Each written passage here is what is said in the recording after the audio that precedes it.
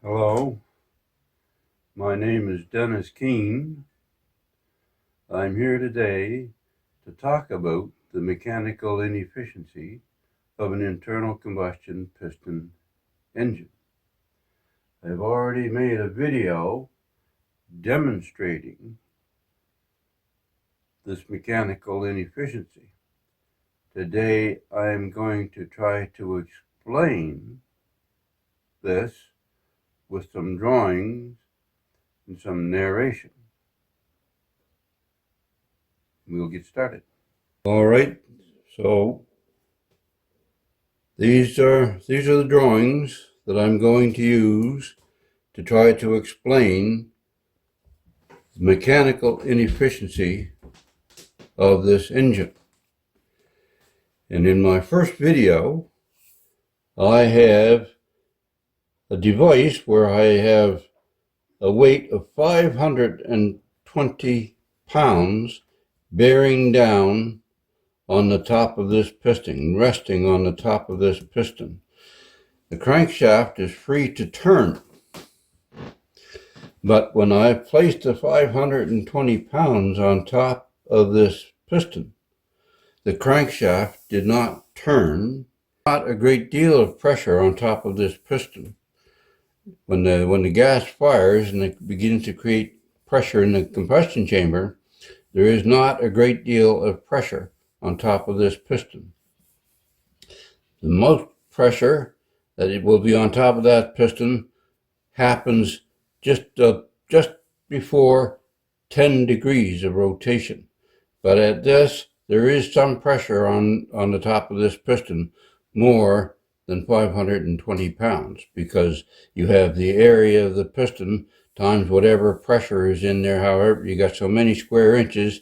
If it's a 4-inch piston, if it's 4 inches across the cylinder like this, then it has to be 12 square inches on top of the piston, using the formula of A equals pi r squared, radius squared. So if the radius is 2 inches, squared is 4 inches, times pi, that's 12 square inches on top of that piston for that pressure of that burning gas. So the reason that there is pressure on top of it already is because most engines, the charge has fired before, when the piston is on its way up, the charge has fired before it reaches the top of the stroke. So there is some small pressure on top of that piston when it is from the burning charge, when it is at the top of its stroke. Some, not a great deal.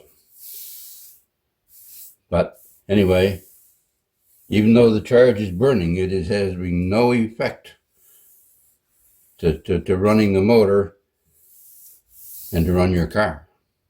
This is money that you're spending that is not turning your wheels. We'll go to the next drawing.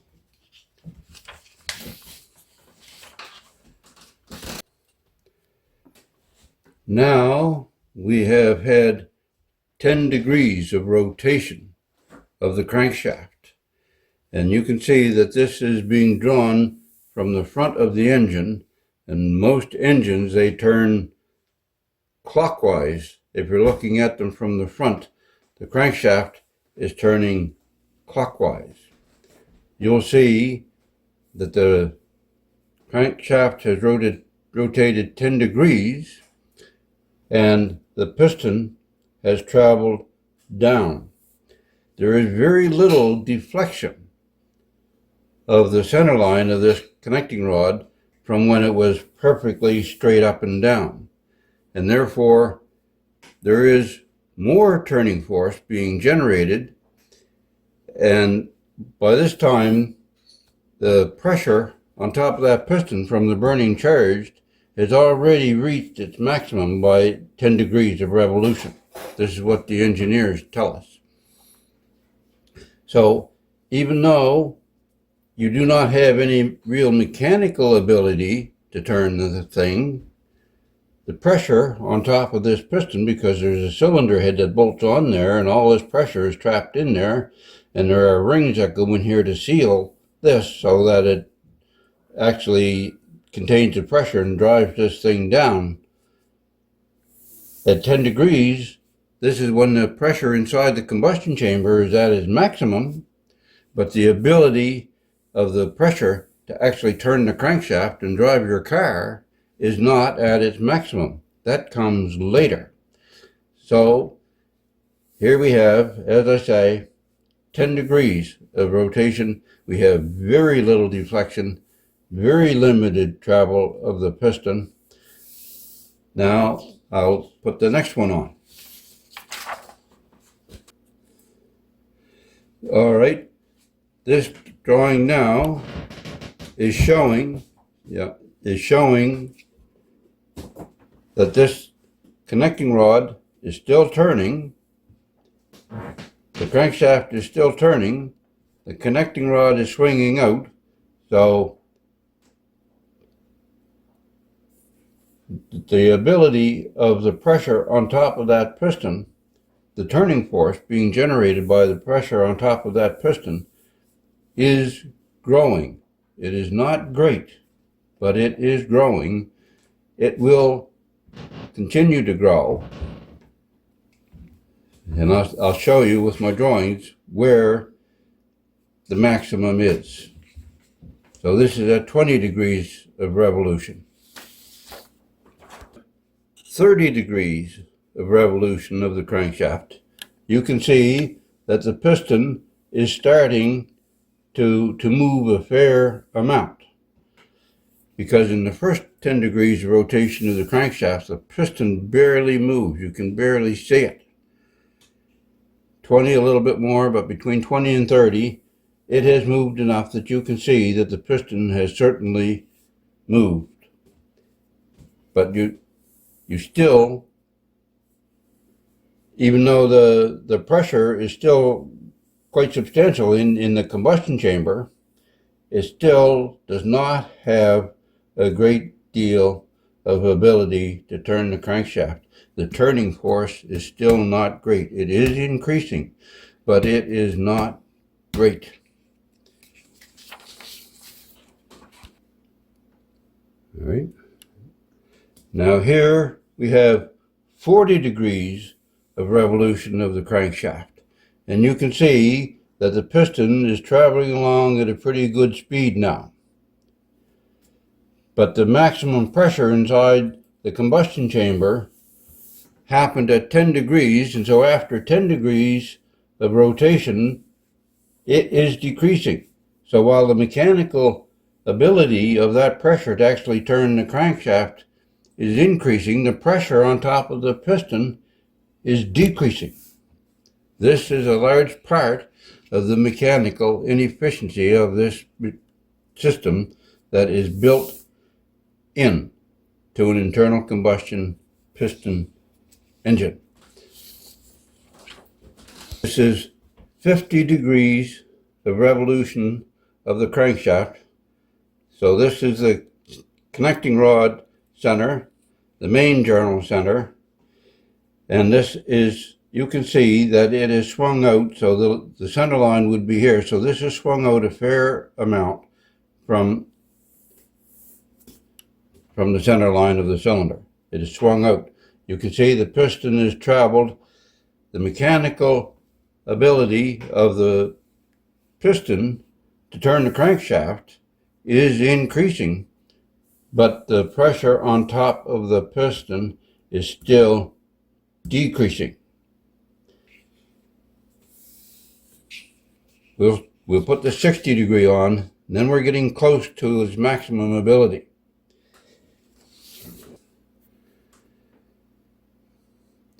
Now this drawing shows the crankshaft at 60 degrees of revolution from its center. So if this is the center line here, this angle in here, from here to here would be 60 degrees. 60 degrees from its center.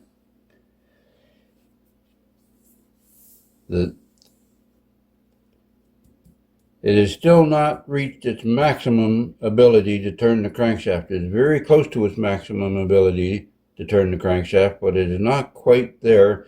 But while this piston is traveling down inside this cylinder, as I said, from 10 degrees of revolution, the pressure inside this combustion chamber, which would be shaped like this, because now the gas is expanding, it has less pressure because A, it's working in a larger volume, and B, it has a larger surface area of the cylinder to press against.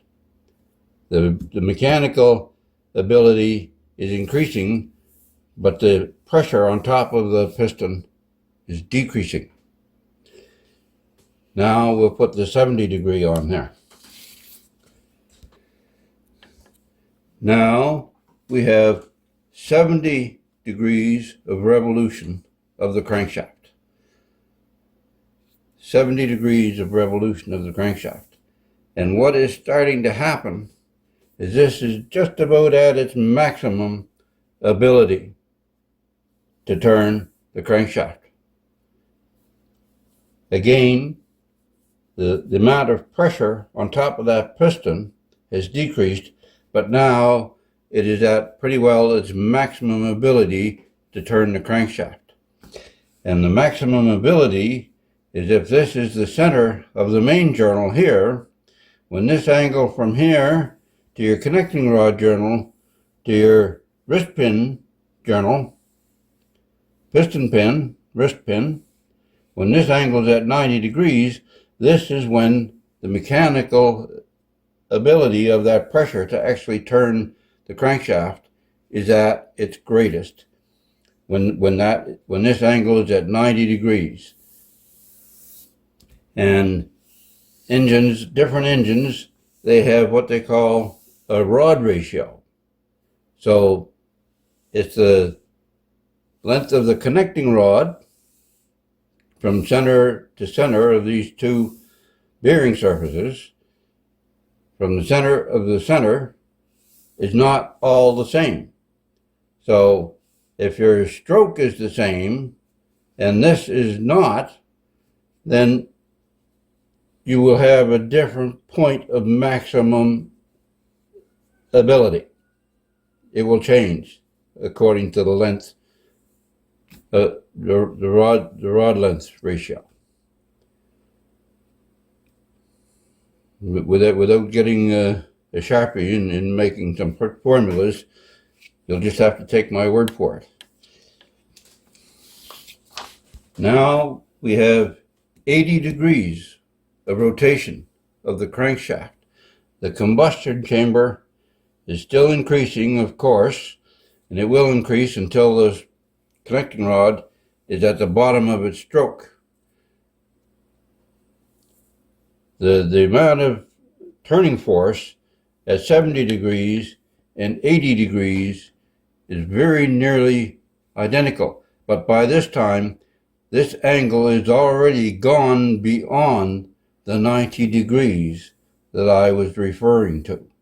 So the mechanical ability of this thing to turn the crankshaft, and this is why when I made my first video called The Trouble with Engines, and I demonstrated this with an engine block and weights so that the weight would be always constant, and it makes it perfectly clear that there is a difference. It's not so easy when you're dealing with burning gases and increasing chamber sizes and all that stuff. But the principle is the same. Once you get beyond this 90-degree angle between the main journal, the connecting rod journal, and the piston pin center, once that gets beyond 90 degrees, the mechanical ability of the gas on top of that piston to turn the crankshaft and thus drive your car is decreasing. Now we'll put the next one on there. Now we have 90 degrees of revolution of the crankshaft. The piston at this time has traveled more than half of its stroke, because the only way it could travel the same half of its stroke would be as if this was standing up. It's not a huge difference, but there is a slight difference. It has traveled slightly more than half of the stroke.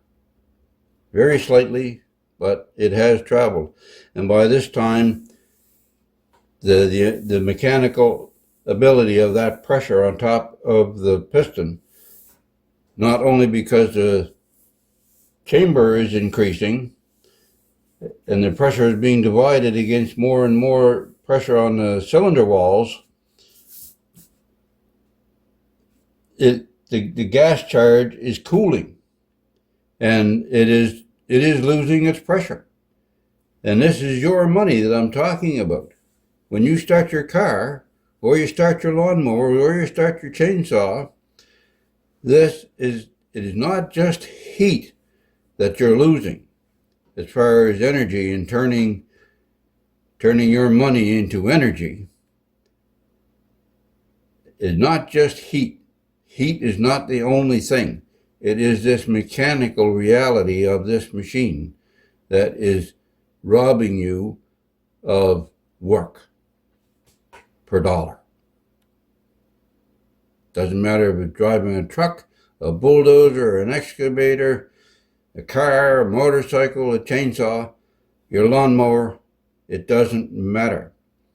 It is still your money, and you are not getting all the energy that is in it to do work. A lot of it is lost. And this is one of the reasons that they tell you that an internal combustion piston engine is only 33% efficient.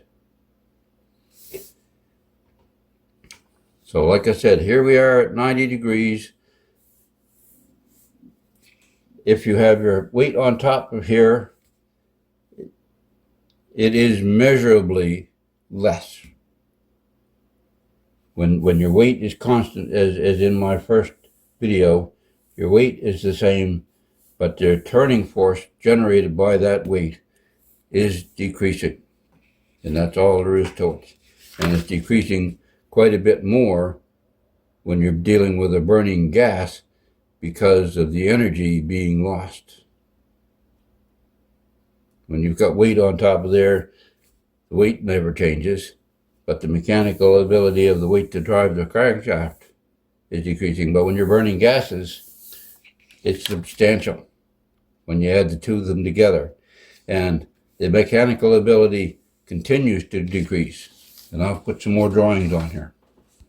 100 degrees of revolution of the crankshaft. And you can see the size of this combustion chamber and how much cylinder. So by this time, the pressure inside that chamber is significantly reduced of these burning gases, significantly reduced. And yet, you still got almost half of the stroke, to get the bottom dead center, and yet there is not sufficient gases to be effective. There's still not sufficient pressure left inside of the combustion chamber. Even at bottom top dead center, there's still some residual pressure of these hot gases. And if there wasn't, your engine would not be able to run a turbocharger. It would take as much energy to run the turbocharger as you gained by pumping more fresh air into the cylinder. There would be no benefit. The turbocharger wouldn't make any difference.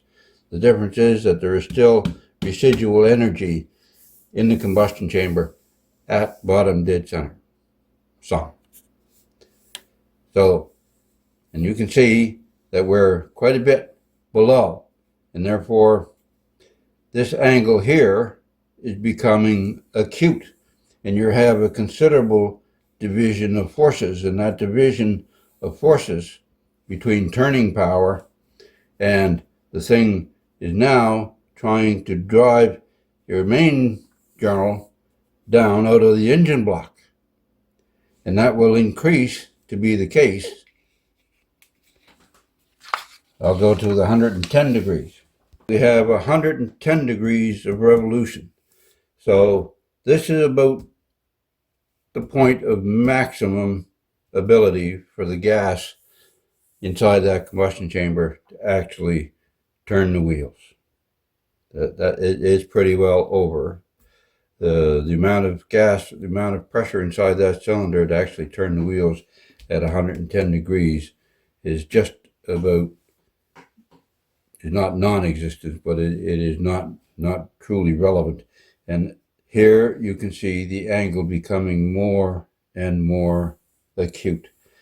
And the piston is now trying to drive the crankshaft down out of the engine as much as it is trying to turn the crankshaft. And as I said, the pressure inside this combustion chamber, it is irrelevant at this point.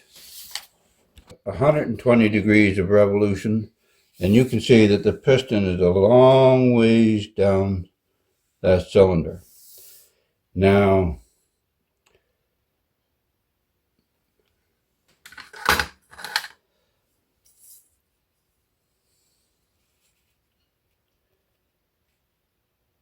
seeing as how I was using a 318 Dodge engine, I made the same stroke, and therefore basically the same lever arm.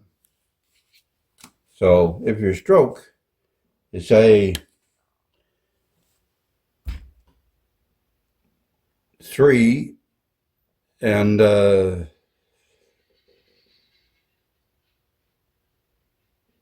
if your stroke is, anyway, the stroke of that 318 cubic inch Dodge engine is less than 4 inches. And that means the lever arm is less than 2 inches long. From there to there, it is less than that. Just imagine if somebody gave you a wrench and the wrench was only 2 inches long and you had to get the wheel nuts off your tire to change your tire, and all you had was 2 inches, a wrench 2 inches long, you would be hard pressed to change your tire. And therefore, this is part of the mechanical inefficiency, because your lever arm to actually do work is so short, but to make it longer, now your engine block has to be bigger. And when your engine block gets bigger, now your connecting rod has to get heavier. Everything gets bigger and heavier. And nobody wants that.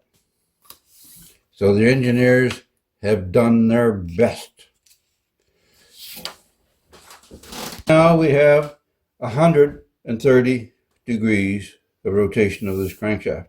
And you can see that the center line of your connecting rod is getting quite close to the center line of your cylinder. Quite close. The combustion chamber is continuing to expand. Nothing is really happening, but what happens is, so here we have 140 degrees. Your connecting rod is approaching the bottom of its stroke. The piston does not travel very much after this point. 150 degrees of revolution. The piston is getting quite slow. It is approaching bottom dead center. At bottom dead center, the same as at top dead center, the piston will come to a complete stop. But because at the top of the center, your first 10 degrees of revolution barely moves the piston. Barely moves the piston down. And that's a good thing, because that takes away the shock. And it takes away the shock at the bottom, because it decelerates very slowly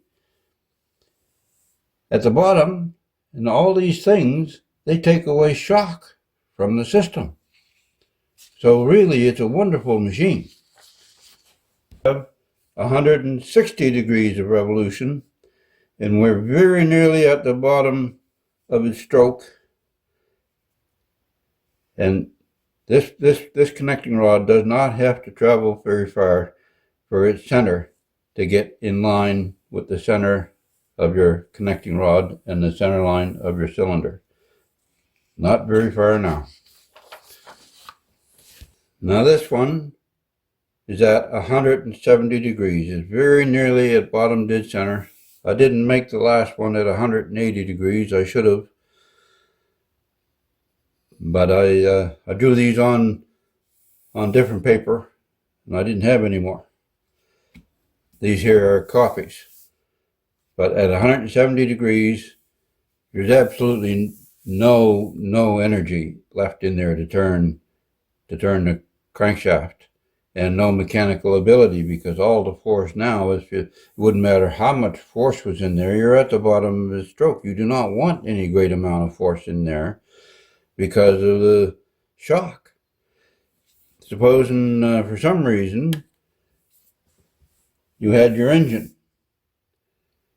and you had some way of introducing a charge, and if you put a charge in there, a mixed charge of air and gas, in this huge chamber, and filled it with the same combustible charge that you have at top dead center after compression of the engine, if you put that same charge in here and set it off, it would destroy your engine. It would break the block, it would break your head, it would break your connecting rod, it would absolutely destroy your engine. It would be a bomb. But as it is, this is almost at top dead center, and I apologize for not making the last drawing now that I see it, trying to make a video. There is no ability to turn the crankshaft. Wouldn't matter how much pressure is on there, the piston has to stop. When it does get to 180 degrees of revolution, the piston comes to a complete stop. And you don't want pressure in there, because as soon as it gets to the bottom, then the crankshaft swings beyond and begins the process of pushing it up on the exhaust stroke to push all those gases out of your combustion chamber. You don't want a lot of pressure, but you don't have a lot. Very much. I hope that this is educational, and this is to explain why governments are so determined that we should have electric vehicles, even though most electrical generating plants are really not that efficient themselves. Like all your gas-fired plants, coal-fired plants, oil-fired generating plants, if you look it up online, there are engineers on there that say that electrical plant is no more efficient than your engine for some strange reason, which I have no idea about, but that's what they say. So you haven't gained anything. Your car might seem more efficient, but it's only more efficient if your fuel combustion to make that electricity is more efficient.